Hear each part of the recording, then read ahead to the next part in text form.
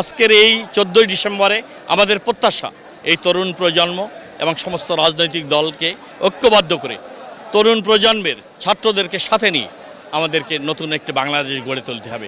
এটি হলো শহীদ বুদ্ধিজীবী দিবসের আমাদের মূল প্রত্যাশা, যে আমরা একটা গণতান্ত্রিক বাংলাদেশ গড়ব, মানুষের অধিকার থাকবে, আইনের শাসন থাকবে, ন্যায় বিচার থাকবে, সত্য এবং ন্যায় সর্বস্তরে প্রতিষ্ঠিত হবে, মানুষের অধিকার ফিরে পাবে, গণতান্ত্রিক শাসন ব্যবস্থা আমরা ফিরে আসবো, একটি স্বনির্ভর ক্ষুধামুক্ত একটি বাংলাদেশ আমরা গড়ে তুলব।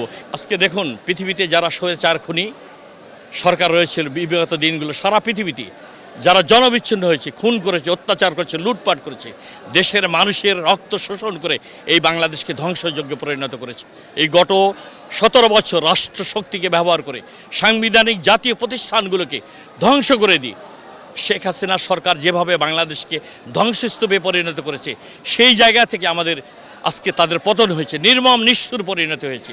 এই জায়গা থেকে তারা জনগণের উপর অত্যাচার নির্যাতন করার কারণেই জনগণ থেকে ধিক্কৃত এবং নিন্দিত হয়ে তারা বিচ্ছিন্ন হয়ে গেছে। তারা গণতান্ত্রিক রাজনীতিতে ফিরে আসা, পৃথিবীর ইতিহাস বলে সেটা পতিত স্বৈরাচার কখনো ফিরে আসতে পারে না। বারবার একটি অপশক্তির কারণে, একটি ভারতীয় আধিপত্যবাদী শক্তির হিংসার কারণে আমরা পিছিয়ে পড়েছি।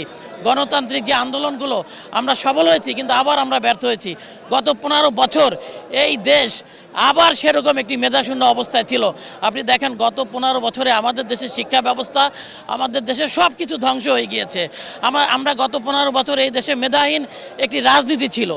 এখন আমাদের যে প্রত্যাশা 5ই আগস্টের যে আমাদের যে ছাত্র জনতার অভ্যুত্থানের মাধ্যমে এই দেশ যে আমরা পেয়েছি, আমরা প্রত্যাশা করি 53 বছরে এই বাংলাদেশ যে প্রত্যাশা পূরণে ব্যর্থ হয়েছে, আগামী দিনে দল মত নির্বিশেষে সব দল মিলে, বিএনপি সহ ছাত্র জনতা মিলে আমরা একটি শোষণমুক্ত বাংলাদেশ গড়ে তুলতে পারবো। আমাদের বাংলাদেশের স্বাধীনতার দ্বার প্রান্তে চূড়ান্ত হয়ে গেছে, স্বাধীন হয়ে গেছে। ঠিক তারই দুদিন আগে আমাদের এই বাংলাদেশের মেধা শূন্য করার জন্য আমাদের 191 জনকে শহীদ গুলি করে হত্যা করেছিল। পাশাপাশি আজকে আমরা দেখেছি যে 16টি বছর একটি ফ্যাসিস্ট সরকার ছিল, তারাও ওই পাক হানাদার বাহিনীর মতো আনপ্যারালাল ছিল। তারা বাংলাদেশের সেনাদেরকে হত্যা করেছে, জনগণকে হত্যা করেছে। যারা আপনার ভোট অধিকার চেয়েছিল, গণতন্ত্র চেয়েছিল, তাদের বিরুদ্ধে কথা বললেই হত্যা করেছে। তাই এই দুইটি সরকারই একই রকম ছিল।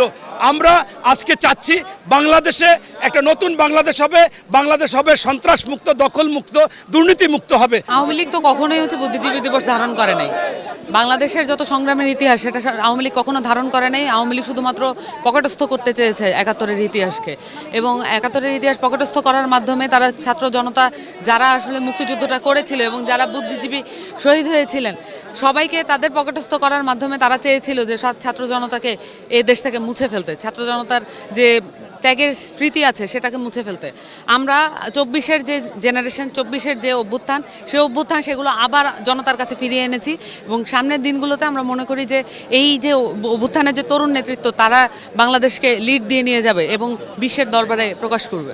আমাদের ইতিহাসের যে সংগ্রামগুলো আছে 40, 47, 52, 71, প্রত্যেকটা সময়ে আমরা দেখেছি যে আমাদের সংগ্রামগুলোকে বাক্সবন্দি করা হয়েছে। আমাদের 71-কে আওয়ামী লীগীকরণ করা হয়েছে। আমরা 24-কে তেমন কিছু করতে চাই না। আমরা 24-কে গণমানুষের যে অভ্যুত্থান, ছাত্র জনতার অভ্যুত্থান হিসেবে এটাকে আমরা দেখতে চাই, এবং সেই জায়গা থেকে আমরা মনে করি 24-এর যারা শহীদেরা আছেন তাদের যে স্পিরিট আছে সেই স্পিরিটটাকে যারা ধারণ করে তারাই বাংলাদেশকে নেতৃত্ব দিবে, এবং সেরকম একটা তরুণ প্রজন্ম তৈরি হয়েছে। সামনের দিনের নেতৃত্ব তাদের হাতেই আসবে।